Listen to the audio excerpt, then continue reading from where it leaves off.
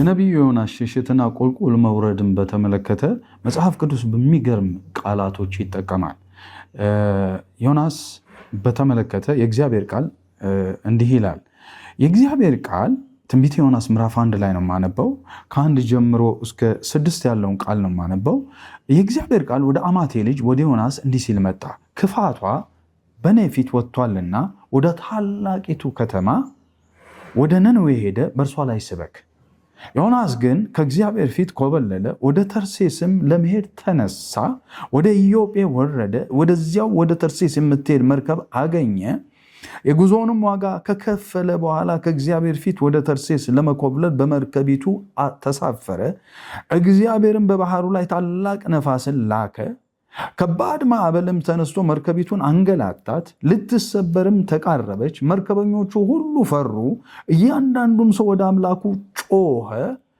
የመርከቢቱም ክብደት እንዲቀል በውስጡ የነበረውን ዕቃ ወደ ባህር ጣሉ። ዮናስ ግን ወደ መርከቢቱ ታችኛ ክፍል ወርዶ ተኛ፣ በከባድ እንቅልፍም ላይ ነበረ።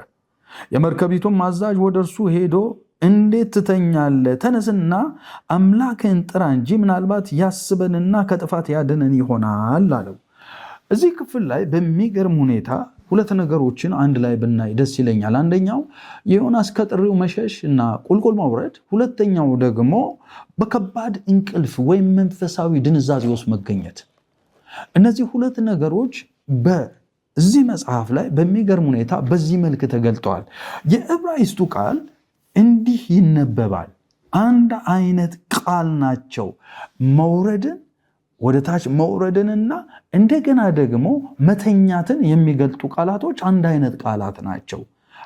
ስርወ ቃላቸው ወይም ሩት ወርዳቸው አንድ አይነት ነው። እሱን በተመለከተ እስቲ አብረን እንመልከት። ወደ ዮናስ እንዲህ ይላል 1:3 ላይ ወደ ኢዮጴ ወረደ የምትል ቃል አለች እና ወደ ኢዮጴ ወረደ የምትለው ዕብራይስጥ ቃል ወረደ የምትለው ያራድ የምትባል ቃል ነች። ወደ ተርሴስም የምታልፍ መርከብ አገኘ፣ ይሄድ ዘንድ ዋጋ ሰጥቶ ወደ እርሷ ገባ የምትለውም ቃል እሱኑ ቃል ነው ዕብራይስጡ መጽሐፍ ቅዱስ የሚጠቀመው። ያራድ ገባ የሚለው ነው። ወረደ ገባ። ምን ያህል ዮናስ እየወረደ እየመጣ ወደ ታች ቁልቁል እየወረደ እንደመጣ እያየን እንድንመጣ ነው። ያራድ ነው የሚጠቀመው 1:3 ላይ። ዮናስ ግን ወደ መርከቡ ውስጠኛው ክፍል እንደገና ወርዶ ይላል። ያራድን ነው አሁንም የተጠቀመው ነበረ። ዮናስ መጀመሪያ ወደ መርከብ ወደ ኢዮጴ ወረደ ይላል የመጀመሪያ።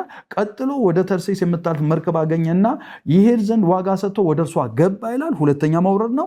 ሶስተኛው መውረድ ደግሞ ዮናስ ግን ወደ መርከቡ ውስጥ ብቻ አይደለም፣ ወደ መርከቡ ውስጠኛው ክፍል እንደገና ወረደ። ሶስተኛ ዮናስ ምን ያህል ቁልቁለት እንደወረደ መመልከት እንችላለን። ከዛ በከባድ እንቅልፍም ተኝቶ ነበር ይላል። ይሄ ከባድ እንቅልፍ የሚለው ያራዳም ይላል። እነዛ መውረድን ያራድ ሲለው፣ ይሄ ደግሞ ከነጭራሹ ከመውረድም አልፎ ዮናስ በራሱ እንቅልፍ ወይም በራሱ ድንዘዛ ውስጥ ተኛ ይለዋል። መንፈሳዊ ድንዘዛ እንዲህ ነው። ሰው ከጥሪው ዞር ሲል እንዲህ አይነት መውረድ ያጋጥመዋል። ስለዚህ ከእግዚአብሔር ሰው በሸሸ ቁጥር፣ ከእግዚአብሔር ሰው በተለየ ቁጥር፣ እግዚአብሔር የሚለውን ነገር ማድረግ በተወ ቁጥር ሰው ይሄ ያራድ የሚባለው ቃል ወደ ታች ወደ ጥልቁ ነውና የዮናስ በጣም የሚገርመው ነገር እንዲህ ሆነ። በኋላ ሁሉም ወደ አምላኩ ጮኸ ይላል። እንዲህ ይላል ካፕቴኑ 1:6 ላይ እንዲህ ያለ የመርከቡ ካፕቴን ምንድነው ያለው? ምን ነው ተኝተሃል? እንዳንጠፋ እግዚአብሔር ያስበን እንደሆነ ተነስተ አምላክህን ጥራ አለው። አምላክህን ጥራ። ምክንያቱም ዮናስ ምናልባት ስለ አምላኩ በተናገረበት ቦታ ላይ እኔ ባህሩንና የብሱን የፈጠረውን ልዑል እግዚአብሔርን ቅዱስ እግዚአብሔርን እሱን አመልካለሁ ነው የሚለው። ይሄ የተፈጠረው ባህር፣ ይሄ አሁን የሚያንገላታን ባህር በእርሱ ነው የተፈጠረው እና እሱን ነው የማመልከው ብሎ ነው የሚናገረው። ስለ ስራው በተጠየቀ ጊዜ ስራ ምንድን ነው በተባለ ጊዜ። ስለዚህ በዋናነት ይሄ መውረድ መጨረሻው መንፈሳዊ ድንዛዜ ነው። መጨረሻው እንቅልፍ ነው። ከዚህ እንቅልፍ የሚያነቃ ክርስቶስ ብቻ ነው። ለዚህ ነው አንተ የምትተኛ ንቃ፣ ክርስቶስ ያበራልሃል የተባለው። ወገኖቼ አሁን የምንነቃበት ጊዜ ነው። አሁን የምንነቃበት ዘመን ነው። አሁን ሌሎች ነገሮችን ሁሉ ትተን እርሱን ብቻ የምንከተልበት ዘመን ነው። ይሄ የመጨረሻው ዘመን ነው። ስለዚህ የምንነቃበት ዮናስ ይሄ ነገር ይሄ ድንዛዜ መጨረሻ ላይ ወደ ጥልቅ ሊያውም ደግሞ በሚገርም ሁኔታ ከባህር በጣሉት ጊዜ የወደቀበትን ስፍራ ስንመለከት የመጨረሻው ጥልቅ ውስጥ መግባቱን እንመለከታለን። እንደዚህ 2 ላይ አነበዋለሁ። 2 ላይ ከ2 ጀምሮ ነው የማነበው። አሳ ነባሪ ሆድ ውስጥ ሆኖ የጸለየውን ጸሎት ማለት ነው። እንዲህም ማለት ተጨንቄ ሳለሁ ወደ እግዚአብሔር ተጣራሁ፣ እሱም መለሰልኝ። ከመቃብሩም ጥልቅ እርዳታን ፈልጌ ተጣራሁ፣ አንተም ጩኸቴን ሰማ። ጥልቅ ወደ ሆነው ወደ ባህሩ መካከለኛ ጣልከኝ። ፈሳሾች ዙሪያዬን ከበቡኝ፣ ማዕበልና ሞገድ ሁሉ በላይ አለፉ።